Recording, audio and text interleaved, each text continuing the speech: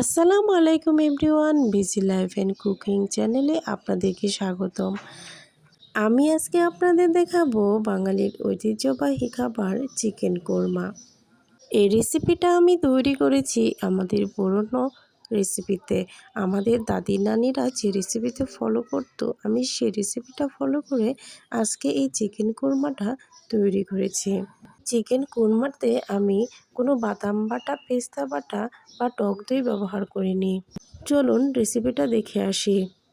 কোরমা করার জন্য আমি 1.5 কেজির মতো চিকেন নিয়েছি এবং এতে লবণ দিয়ে ভালো করে মেখে নিচ্ছি। এবার আমি চিকেনগুলো সামান্য ভেজে নিব, যেন চিকেন থেকে বাড়তি যে পানি থাকে সেটা বের হয়ে যায়। দেখুন, আমি সবগুলো চিকেন ভেজেছি, কিন্তু সামান্য করে,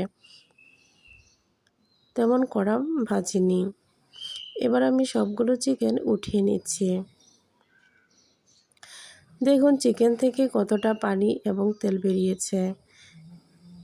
এ পর্যায়ে আমি দিয়েছি কিছু পেঁয়াজ কুচি এবং পেঁয়াজ বাটা। এবার দিয়েছি আদা বাটা। এবার দিয়েছি ধনিয়া গুঁড়ো, ভাজা জিরা গুঁড়ো, তারপর পরিমাণ মতো লবণ এবং সামান্য তেল দিয়েছি এবং দিয়েছি তেজপাতা, দারচিনি, এলাচ। এ পর্যায়ে আমি গুঁড়ো দুধ ব্যবহার করেছি। আমি কোনো টক দই দিইনি, গুঁড়ো দুধটা গুলিয়ে দিয়ে দিয়েছি।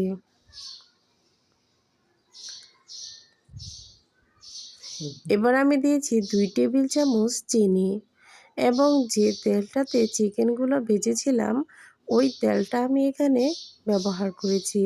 এবার সবগুলো উপকরণ একসাথে ভালো করে মিশিয়ে নেব।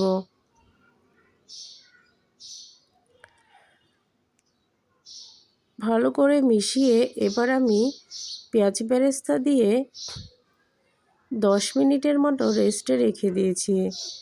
এবার রান্না করার পালা। দেখেন চিকেন প্রায় হয়ে আসছে।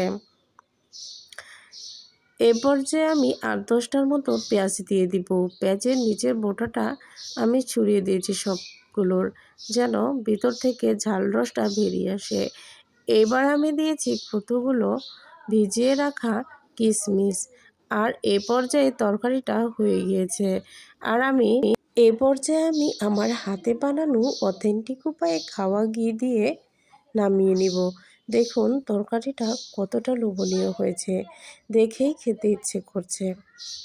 অল্প উপকরণে মজাদার ও সুস্বাদু এই চিকেন কোরমাটা, যদি রেসিপিটা আপনাদের ভালো লেগে থাকে তাহলে পুরো ভিডিওটা দেখে লাইক, কমেন্ট এবং সাবস্ক্রাইব করবেন, পাশে থাকবেন। আল্লাহ হাফেজ।